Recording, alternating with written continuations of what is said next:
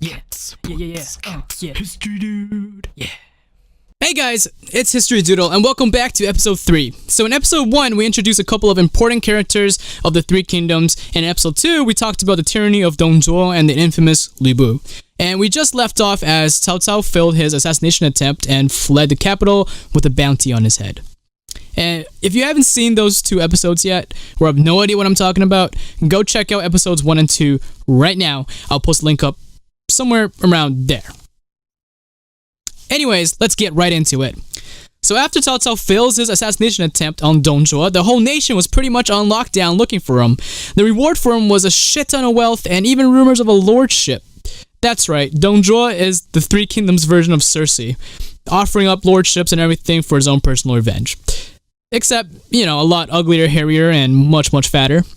I mean, he did try to assassinate the man who was even more powerful than the emperor, so the whole nation pretty much was looking for him. And while Cao Cao was fleeing Luoyang, which is the capital, Cao Cao actually gets captured and is interrogated by the local magistrate named Chen Gong. Now you guys are probably thinking, okay, this is it for Cao Cao. How can anybody pass up a lordship and money? Well, my capitalistically motivated friends, that is exactly what happens. Chen Gong was such a righteous person that during the interrogation, he was actually inspired by Cao Cao's reasoning for assassinating Zhuo that he not only let him go, but he also quit his job as the magistrate and decided to serve under Cao Cao as an advisor. So off they go into the sunset, happily ever after. Remember how I said that the Three Kingdoms are pretty much Game of Thrones, meaning that there's never really a happy ending? Well, check out what happens next, because it became one of the most famous tales in Chinese history. So now that Cao Cao has a friend, and it's just the 2 of them against the world, with nowhere to go, they decide to kind of hide out at Cao Cao's godfather's place, named Lu Bu.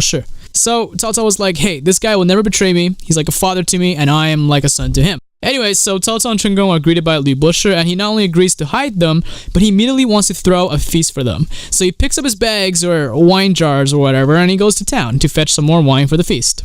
So a couple of hours later, Cao Cao wakes up from his nap and hears the sound of people talking and sharpening of knives. He wakes up Chen Gong and says that the servants are planning to kill them and turn them in for the bounty. All based on what he's hearing. So Chen Gong was like, okay, but I thought you said he wasn't suspicious. And Cao Cao was like, people change. So, like every other normal person, they storm out, swords blazing, and heroically fight their way through, killing every single person in a manner, only to find that the servants actually had a pig tied up, and they were actually sharpening their knives to kill the pigs for the feast. So now that everyone's pretty much dead on a whim, Cao Cao decided to run away again before his godfather comes home and spanks him. And again, off they go as outlaws, Cao Cao and Chen Gong against the world. We've been friends for a while. We've seen each other cry. We've made each other smile. Except this time they bump into Lu Bu back on his way to the manor.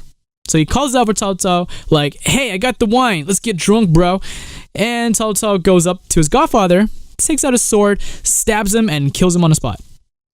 Chen Gong, who was already horrified of his previous murders, was like, what the fuck are you doing? Cao Cao then responded that he would have seen the mess once he gets home, and he'll report it to officials, and it'll be hard for us to get away, blah, blah, blah. It's probably better to kill him now.